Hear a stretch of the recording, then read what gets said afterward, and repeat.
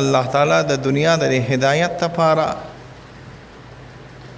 یو ډېره اعلی او یو ډېره بهترینه ډله او طایفه را لګلې وه چې د هغې ډلې او د هغې طایفې نوم پیغمبرانو ته په فارسي کې وایي او په عربۍ کې ورته رسولان او انبیا وایي.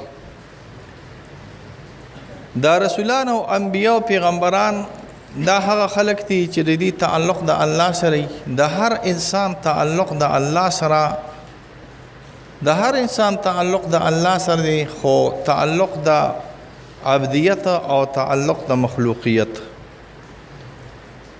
که کافر دم نه د الله مخلوق ته عبادت دی او که مسلمان دم نه د الله مخلوق ته عبادت دی. خو بیا په مسلمان او په کافر کې فرق دی چې کافر په الله ایمان نه وروړي او مسلمان په الله ایمان وروړي.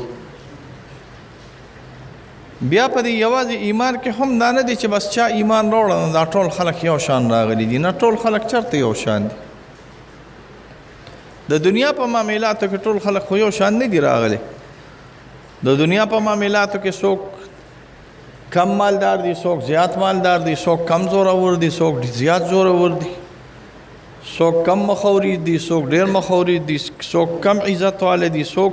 ډېر عزت واله دي، څوک د هغې نه هم ډېر عزت واله دي. څنګه چې د دنیا د معاملات دي او د دنیا د درائج دي او د دنیا د مرتبې دي، په هر شي کې چې سړی خپل کمال ته رسي الله ولا خیر او برکت ورکوي. هر شي کې که هغه باطل وي دا خیر د مراد مې آخرت او خیر د مراد مې څه هدایت نه دی. که باطل کې مې یو سړی کوشش شروع کی یو نه کار یو کوشش پکې کله شروع کی نو تا ته به هغې کې مهارت حاصلېږي. هارون رشید باچا یو ځل دربار کې ناستو، یو سړی چې راوسوي ده ته ډېر لوی مهارت په یو کار کې حاصل دی. وی دا څه کمال دی؟ ده کې څه کمال دی؟ یاره باچا ده کې دا کمال دی چې دی کله ستنه راواړي ستنه او داسې وولي نو هغه ستنه ښخه شي او بیا د دې ستنې په دې ویښ کې چې نرۍ غوندې کوم سورې وي لس ستنې به دې داسې ولي او د دې ستنې په دې ویښ کې دا سورې چې کوم دی دا لس په لس په هغې کې ورځي. هلکه وي دا خو ناشنا خبره ده.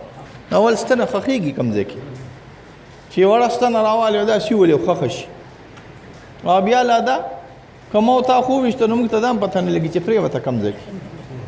فضل محمد تا ته خو پته نه لګي، تا ته غورسنډه پته نه لګي چې کوم ځای ولاړ نو چې داسې وولي نو پته نه لګي چې دا ستنه کوم ځای ته پرېوته. پاتې لا دا چې بیا ستنه راوالي ویولي او هغه ستنه بیا وولي او بیا نورې ستنې ولي او په دې ستنې په دې سوري کې دا ستنې ورځي. دا غټ کمال دی. خو د دنیا معاملاتو سړی راپاسې ستنې داسې وویشته چې ستنه یې کله وویشته ښخه شوه نو بیا نهه ستنې نورې راواغستې او پی در پی په هغې پسې داسې وویستې او ټولې په دې سوري کې به ورلې، یعنې چې یو به ورله هغه بیا وویسته بیا به یې بله وویسته، په یو سوري کې ټولې نه ورځي. باچا چې کله دا کار ولید ډېر زیات حیران شو او وزیر ته وی سل خو ولې روپۍ ورکه یا 10 روپۍ ورکه او 10 وله کوړۍ ورکه. 10 وله روپۍ ورکه او 10 وله کوړۍ ورکه. نو به وزیر ورته وایي چې 10 خو مه وله روپۍ ورکم ځکه چې کار یې ډېر ناشنا دی. خو دا ویې څه چل دی؟ دا 10 کوړۍ ولې سلوي وي؟ الله وله دماغ ورکړی دی او دماغ د دین دپاره نه استعمالي. الله ولا عقل ورکړی دی او عقل د دین لپاره نه استعمالیږي. الله ولا عقل ورکړی دی، دماغ یې ورکړی دی او دا دماغ او عقل د آخرت لپاره نه استعمالي. نو چې الله دله دماغ درکړی دی او عقل درکړی دی او د آخرت لپاره نه استعمالي او د دنیا لپاره کې شفیع الله نغلط که د دنیا لپاره استعمالي یا د آخرت لپاره استعمالي بیا هم ټیک ته کنو نه د آخرت لپاره دی او د دنیا لپاره دی. پاکستان کې بل ورځ چا یو نیزه اشتره چې اشتره یا خدایا پاکه مونږ ویو چې څه چل شوي دي وی هلکه ارشد ندیم نیزه اشتره. هلکه تاسو خبر یې که نه ارشد ندیم نیزه اشتره مونږ وی کو چېرته کشمیري پته کړی دی راغلی دی یې چېرته او دا داسې بېوقوفه قوم دی چې چا د لیټم بم جوړ کړی او چا د ملا مضبوطه کړې وه په هغې باندې پابندۍ لګولې وې پنشن هم پرې بند کړی و چې هغې ته ډاکټر قدیر وایي ګورې ښه دا یاد ساتئ ډاکټر قدیر باندې به ډاکټر قدیر په دې ارمان مړ و چې زه د دې کور نه لږ وځم نظربند یم چې کلي ولس خپلو کوم رور خور خپلو وینم او زه خپل آزاده زندګۍ کې چېرته پارک ته لاړ شم او یو دوه درې ورځې داسې وګرځم راوګرځم پنشن یې پرې بند کړی و نو چې چا د لیټم بم جوړ کړی و نو هغه خو هم د الله په قدرت باندې په جیل کې اچولی او چې چا اوس نیزکۍ اچولې ده نیزه اچولې ده داسې اوچته نو هغه ته ټوله دنیا وي لکه نه ګولډ میډل تاسو ته څه د قرآن او د حدیث تعلیم یې کړی دی چې ګولډ میډل دی ګولډ میډل دا د خلکو پام بل طرف ته اړوي تاسو په دې نه پوهېږئ پیر صاحب د خلکو پام اړوي دا خلک خو د بیلګر مولوي صاحب خبره ده خو د خر د ټیزه پیدا دي خفه کېږئ د خلکو پام اړوي خلکو کې چېرته د دین جذبه راوچته شي هلکه وایي های کوټ را لګېدلی دی د قادیانانو موافق فیصله کړې ده د خلکو دین راوچت شي جذبې راوچته شي جعفر استاد د خلکو دې ته چېرته پام راوچت شي چې د بجلۍ بل راته ورسېده یونټ راته په 100 روپۍ باندې ورسېد د خلکو پام دې ته راوچت شي د خلکو پام د ملک انتظام ته راوچت شي چې لکه دا څه چل روان دی او څه چل نه دی نو د پام اړولو د پام د بدلولو دپاره تاسو ته دا شوشې او تاسو ته دا خرافې او بیا د سوشل میډیا الله تعالی دې بس رحم وکړي بس چې هغه چاته مسلمان وي نو هغه مسلمان دی او چې چاته کافر وي هغه کافر دی چې څوک سپین وي هغه سپین دی او چې څوک تور وي هغه تور راغلی نو مقصد مې دا راغلی دی چې هارون الرشید باچا راولګېد او هغه سړي یو 10 کوړې لګاو چې کار دی خو ناشنا کړ دی 10 روپۍ خو واله 10 روپۍ خو واله دې پورې مې یو بل شی یاد شو کار خو مې کړی دی 10 روپۍ خو واله ایو باچا دا مې د دې پی ټي آی پورې یاده شو خفه کېږئ مونږ سره اگر چې اتحاد هم را روان دی خو د پی ټي آی پورې مې یاده شوه دا سیاستدانان نه دي دا یوازې پی ټي آی نه د پاکستان هر هغه سیاستدان چې هغه د عوامو غدار دی کار څوکي زه دا نه وایم کوم یا دی او کوم ملا دی او کو خان دی او کو نواب دی خو چې د خپلو مفاداتو سره تعلق ساتي او صرف ډوګډوګې درته وایي که نه یو بادشاه وغلی یو شاعر راغی پخوا زمانه کې به د دې شاعرانو بل کار نو لکه نن سبا چې دا شاعران صاحبان وي نو یو شاعر راغی یو چاربیت یې ویله یو غزل یې وي چې غزل یې وي بادشاه ویله که 100 روپۍ مې وله مقرر کړې 100 روپۍ مې مقرر کړې نعتخوان چې کله نعتونه وایي که نه نو د نعتخوانۍ په وخت کې خلکو ته وایي وایه که نه چې سبحان الله نو خلک وایي سبحان الله نو هغه وایي خدای م غر که یوازې سبحان الله نه په دې جیب کې مې سره واچوئ او چې نعتخوان سړی هلکه ګورې نعتخوان دلته راغلی خبره نه شي نعتخوان سړي دی چې د 100 روپۍ ورکړې او 200 دې ولکه ځان لري کار وکړ ځکه هغه به بیا یو خدای د دې مایک نه راکوزوي یو بل څوک یې نه شي راکوزولی ګوره دا یاد ساتي باچا داسې ناست دی بس یو سړي یو قصیده وي پخوا زمانه کې بې قصیده وي قصیده چې کله وویله بس باچا ویله که 100 روپۍ مې وله مقرر کړي سړی خو خوشحاله شو بلې وویله بادشاہ ویله که 2000 روپۍ مې مقرر کړ بلې ویله بادشاہ ویله که 3000 روپۍ 10 قصیدې ووي او چې 10 قصیدې ووي نو بادشاہ ویله که 10000 روپۍ انعام مې د دې شاعر دپاره مقرر کړ چې کله د پښتو خبره چې ډوډۍ خوړلی شو را روانېدل نو دا شاعر دی بادشاہ له ورغی چې بادشاہ صاحب هغه پیسې خو راله راکړه که نه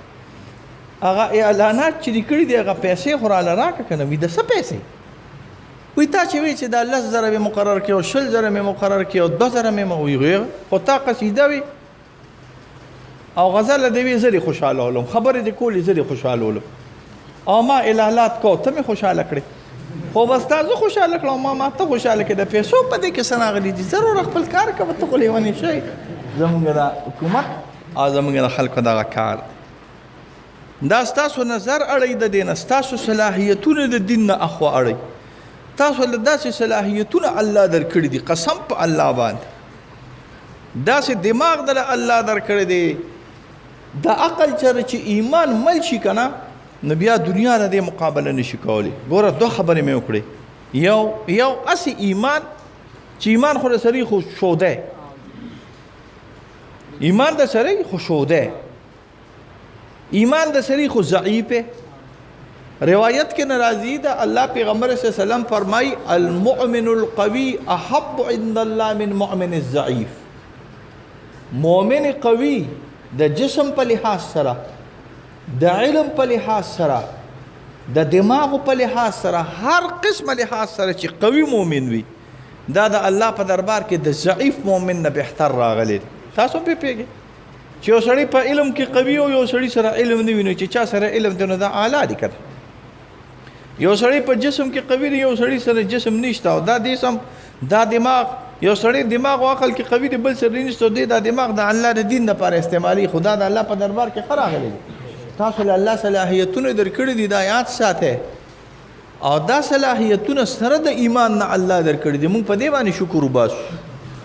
زمونږ مقصد دنیا صرف دنیا برای دنیا بنوي. ګوري ها زمونږ مقصد دنیا صرف دنیا برای دنیا بنوي. مونږ به د درو حقوقو خیال ساتو. تاسو دا ځان سره یاد ساتئ ها. د ټولو نه اعلی حقونه حق الله او حق الرسول. د ټولو نه اعلی حق دا داسې حقونه دي که نه دا الله حق او د رسول حق. د الله او د رسول حق سره په دې ځان پوه کې. د الله حق دا دی چې خبرې به مني، د رسول حق دا دی چې تابعداري د سنتو به کې او عشق او محبت په سره کې. د الله حق دا دی چې خبرې به مني، ایمان به پرې راوړي. د رسول حق دا دی چې تابعداري د سنتو به کې او عشق او محبت په سره کې. دا د الله او د رسول حق ته تابعداري، خبره منل، امتثال الامر. د الله او د رسول صلی الله علیه وسلم خبره منل، د رسول الله صلی الله علیه وسلم د سنتو تابعداري او د الله او د رسول سره مینا. دا د الله حق ته پتا باندې هم د رسول حق ته هم د الله حق ته. خو بیا د الله او د رسول حق ما سیوا د ټولو مؤمنانو حقونه د باندې دی. ګوري زمونږ کار دا روان دي خپکیږي ما چې مونږ د عبادت خو ډیر زیات خیال ساتو خو معاملات زمونږ ګوري ډیر ګډوډ وي. دا یاد ساتي عبادت ډیر خو داسې عبادت چې راخذ یو بل سره وي ما نه په څلوېښتو ورځو کې مونږ نه قضا شوي د تهجدو او پاکه مجلس کې نه کینی هغه غیبت کې د یو بل کنه چې هغه غیبت ګوري دا اشد من الزنا د زنا نه ناکاره شي. او حدیث کې راځي چې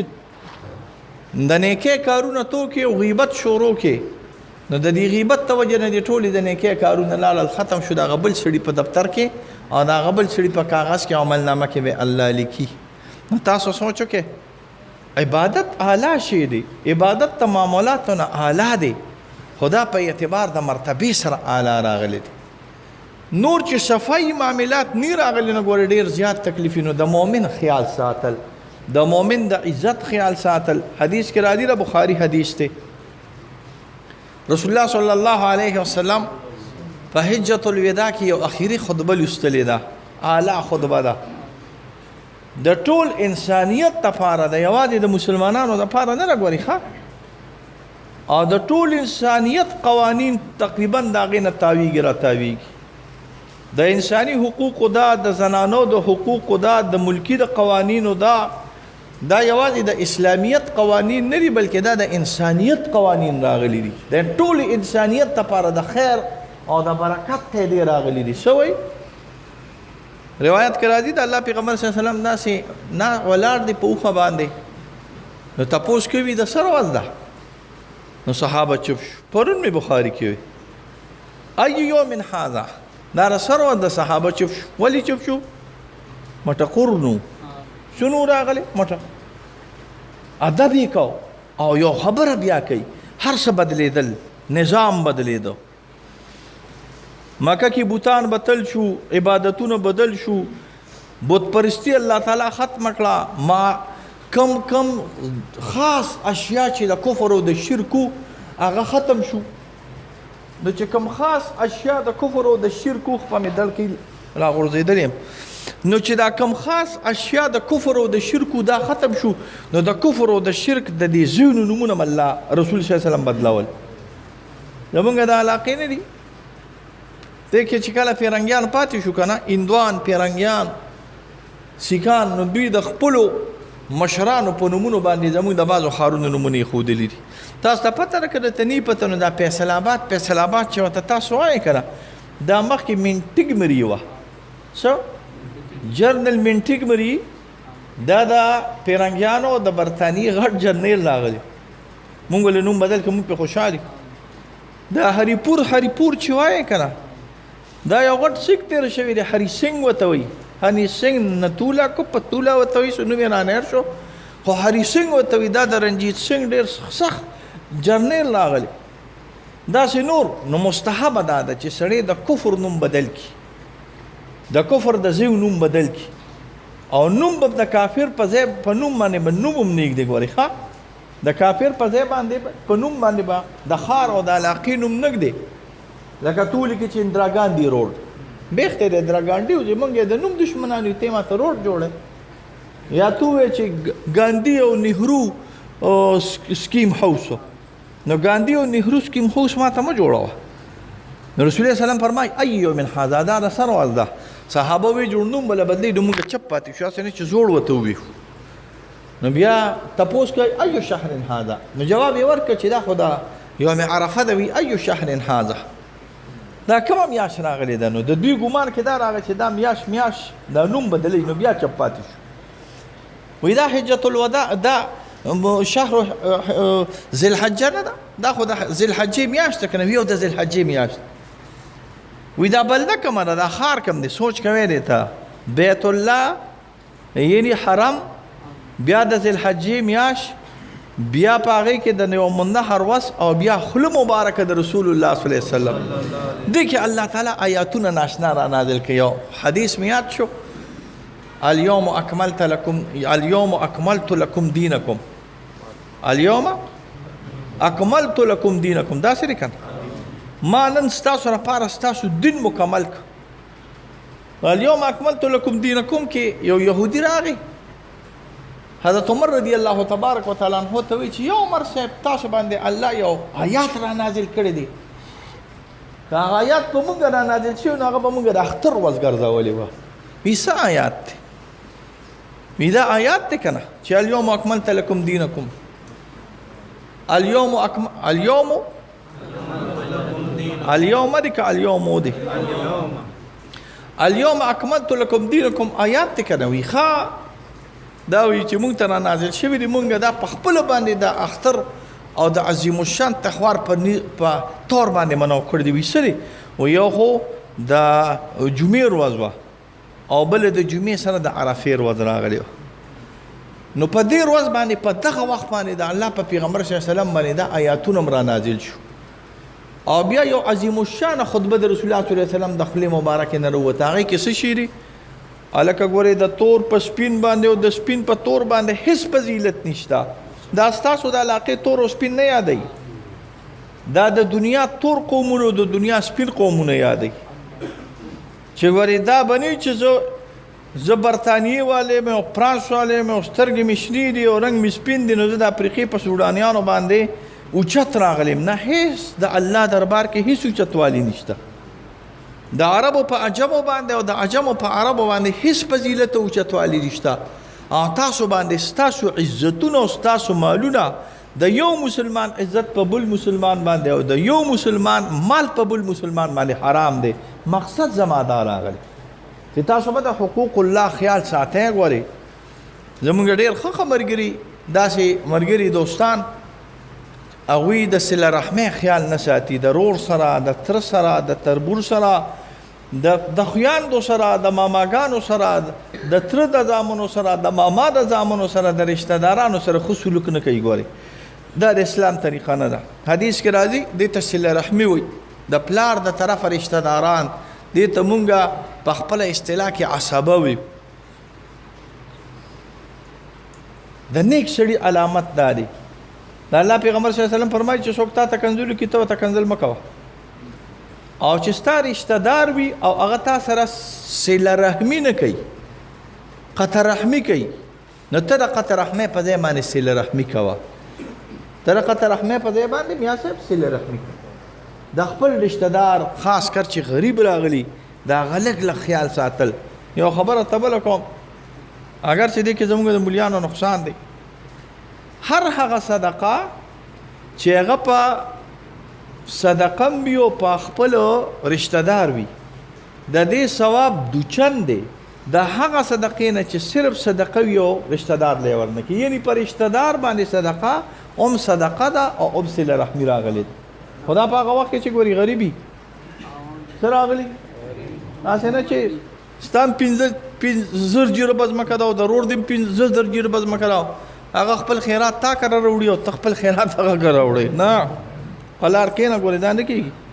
ما په مسله ځان پکې ښه چې د تپتې چې سړی غریب دی نو چې د تپته ولګي چې سړی غریب دی نو ته بیا خیر د خپل خیرات داغه د بچو د پاره او داغه د زوجات د پاره استعمالونه. دویم نمبر شي حقوق العباد. او بیا یاد ساته حقوق العباد تعلق ګور یوازې د مسلمان سره نه ساتي، اگر چې د مسلمان په مسلمان باندې 15 یا 6 حقونه راغلي دي خو بعضې حقوق د عام انسانیت سره تعلق ساتي. د چا سره؟ عام انسان. اوس دا نه ده چې څوک پنیر کې غوپه کېږي هسې خبره کوم تنګینیر ته څوک پروت دی او غله د لاس ورکړه ته ورته څنګه کافر یې که مسلمان یې هغه یې مسلمان یې منوري بس چې وی کافر یې نو واپس یې غوپه کې نه دا ناروا ده شریعت کې دا ناروا ده ګورې ښه چې لاس دې ورکړه ګورې دا نه د کافر او مسلمان به بیا نه ګورې بیا به د اوبو نه روباسې هسې نه که کلي ته دې چېرته ډبه پرېوته د غړقېدو خو نه لکه زما او که چېرته کونټر یې ټکه ټکه کول او ورلې او لاس دې وله ورکړه درته ویې چې لکه نه مسلمان نه یم او تا وایې چې ښه مسلمان نه یې ستا داسې داسې کړي او ورپرېږدم خو په دې سر باندې یو کونټر هم لګوه که چې ښه لار دې لاړ شي. دا شریعت کې ناروا راغلی. دا عام انسان چې کله څه تکلیف مصیبت کې حضرت عمر صاحب راپاڅېده نو حضرت عمر صاحب خو دې به د مسلمانانو له وظیفه مقرر کړې وه. داسې روانو مدینه منوره کې نو یو بوډا عیسایي روان هغه خیر غوښته. نو عمر صاحب وایي دا څوک چې په دې مدینه منوره کې خیر غواړي دا په مدینه منوره کې چې خیر غواړي د دې خدا علامت دی چې زه تقسیم سم نه کوم نو دا څوک دی چې دا خیر غواړي. وایي یا عمر صاحب دا مسلمان نه دی د ده وظیفه نشته. وایي ښه د ده وظیفه نشته مسلمان نه دی خو وظیفې نشته چې ځوان و نو مونږ ته نفې واغستې چې ځوان نو خو غلامي نفې هم ترې واغستې چې ځوان و نو مونږ ته مزدورۍ وکړې مونږ ته نفې واغستې مونږ ته جزیې واغستې اوس چې بوډا شو نو اوس ته لکه د خر په شانتې پروت وي او مړ کېږي دی نه داسې به نه. شرعي اسلامي قانون کې د هغې دپاره باقاعده وظیفه مقرر شوه. د مسلمان نه به کمی خو وظیفه به یې دې ته ویل کېږي انسانیت. زما یو مقوله ډېره زیاته خوښه ده د حضرت عبیدالله سندي صاحب و اسلام څه ته وایي؟ څوک وایي اسلام دی ته وایي څوک وایي اسلام دی ته وایي اسلام د انسانیت اعلی ترین اخلاق او معراج ته ویل کېږي. او زموږ د علامه اقبال صاحب لاړ یورپ کې وګرځېد چې وګرځېد نو خلک سراله یورپ څنګه و خلک څنګه و وی یاره اسلام نو خو مسلمانان پکې وو څو اسلام نو پکې خو مسلمانانو مې د دې څه مراد وي اخلاق عادات هر څه د مسلمانانو قطار باندې ولاړو غلی نه کوله جبر یې نه کو ظلم یې نه کو نو چې غلا نه کوې جبر نه کوې ظلم نه کوې په کونډې ډونډې خیال ساتئ په یتیم خیال ساتئ ماشوم خیال ساتئ نو دا خو اسلام دی که نه نو اسلام او خو مسلمانان نو وی هندوستان ته چې راغی څنګه چل دی وی ټول اسلام زنده‌باد دی خو مسلمان نشته ټول چې جلسې روانې شي نو څه شي وي اسلام زنده‌باد موږ اسلام زنده‌باد چې هغه اسلام کاکا دا دې راپاسې ویل کله چې ډوډۍ نه ده پخه مالګه پکې کمه ده ګور موږ تا لا نه یادو اسلام زنده‌باد اسلام زنده‌باد نو اسلام خو مشته خو مسلمان خو شته خو اسلام نشته. اسلام د اخلاق او د عاداتو نوم راغلی دی د یو خاص کیفیت نوم راغلی دی د عامو انسانانو د بلایي او د خیر نوم راغلی دی د غریب او د اولس او د معاشرې کې په یو خاص نهج سره او په یو خاص طریقې کار سره چې نه ستا د لاسو نه چاته ضرور رسي او نه ستا نه چاته ضرور رسي او نه ته له چا نه ضرر غواړي دې ته په شریعت کې اسلام وي. خو د دې مقصد دا نه دی چې اوس ته وایې چې وایي مفتي صاحب ویلي دي چې بس اسلام د ضرر نوم نه دی راغلی زه به جهاد د کافر خلاف نه کوم نه چې کله موقع راشي که نه بیا داسې د زمري غونته صحابه د رسول الله صلی الله علیه وسلم ولاړو الله سوی محمد رسول الله والذین معه اشداء علی الکفار رحماء بینهم چې کله به د کافر خلاف ودرېدل نو رب کو ولاړو خو چې کله به په خپل مسکن راغلیو نو نرم براغلیو وصلی الله علی خیر خلقه محمد و آله و اصحابه اجمعین